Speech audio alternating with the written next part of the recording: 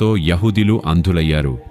హజ్రత్ ఈసా అలైహిస్సలాం ఇది గమనించి తన జనసమూహాన్ని సమకూర్చి ఇలా అడిగారు, అల్లాహ్ మార్గంలో నాకు సహాయపడేవారు ఎవరు?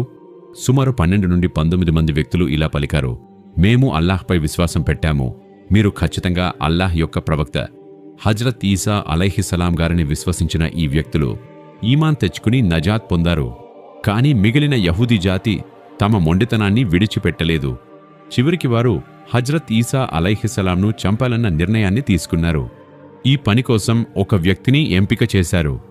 అతడే తూతియానూస్ హజ్రత్ ఈసా అలైహిస్సలాంను చంపడానికి వెళ్తున్నప్పుడు అల్లాహ్ తబారక్ వతాలా తన ఒక ఫరిష్తాను ఇలా ఆజ్ఞాపించారు, వెళ్ళి నా ప్రియమైన ప్రవక్తని ఆకాశాల వైపు తీసుకురా అనే. ఫరిష్తా వెంటనే బయలుదేరాడు. హజ్రత్ ఈసా అలైహిస్సలాంను తీసుకుని ఆకాశం ఎత్తులకు వెళ్ళిపోయాడు. హజ్రత్ ఈసా అలైహిస్సలాం గారు ఆకాశాలకు చేరుకున్నప్పుడు